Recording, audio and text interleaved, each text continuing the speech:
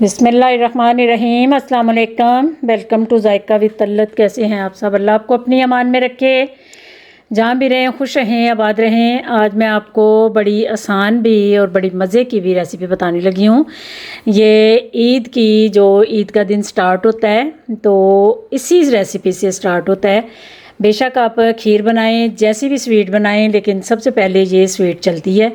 हमारे घर का तो ये असूल है कि हम ये पहले ये वाली सेवइयाँ खाते हैं, उसके बाद हम कोई और चीज़ खाते हैं। चले मैं आपको बताती हूँ।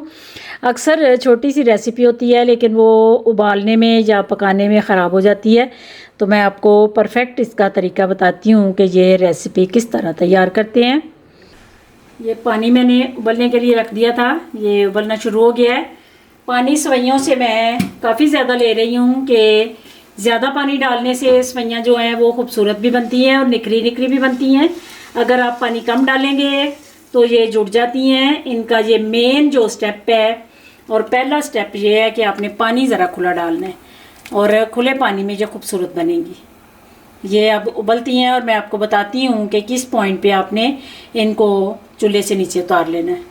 ये देखें, बिल्कुल निखरी निखरी सी तैयार हो रही हैं और तैयार हो गई हैं। अब मैं इनको नीचे उतारने लगी हूँ। अब आप सिंक की तरफ आए, मैं उधर भी आपको एक इसका मेन स्टेप बताती हूँ कि इनको किस तरह नथारना है। ये मैंने 7 टैप खोल ली है, बिस्मिल्लाहिर्रहमानिर्रहीम, और 7 सेवइयों को अपने पानी में डाल देना है।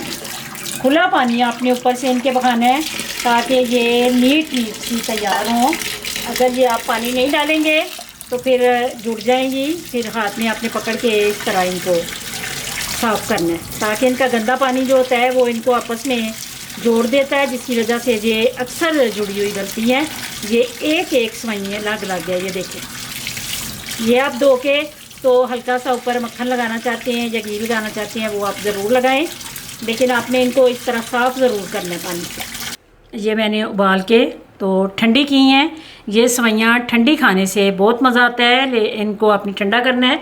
उसके बाद ये मक्खन को मैंने मेल्ट किया है, ये आपने ऊपर थोड़ा सा डाल लेना है। अगर आपके पास घी है तो वो थोड़ा सा लगा लें।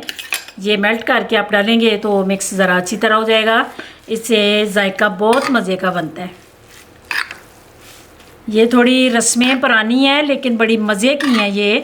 ये आप ज़रूर अपने बच्चों को सेवइयाँ, दही और शक्कर का नाश्ता ईद वाले दिन कराया करें, तो बड़ा मज़े का है और ये याद रखने वाला नाश्ता होता है। ये मेरी अम्मी का नाश्ता है, इसलिए मैं इसको ज़रूर अपने बच्चों को भी बना के देती हूँ और ख़ुद भी ईद वाले दिन ये करती हूँ। इसके बाद आपने मक्खन को मिक्स किया है, फिर आपने थोड़ा सा दही डालना है।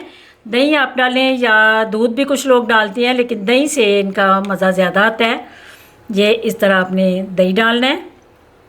एक साइड पे दही डाल दिया, दूसरी साइड पे शक्कर डालनी है। तो फिर आप इसका मज़ा देखें कि पूरा दिन ईद वाले दिन आपको ये टेस्ट जो है वो आता रहेगा। इस तरह आप डाल के तो मिक्स करें, तो इसको आप इंजॉय करें।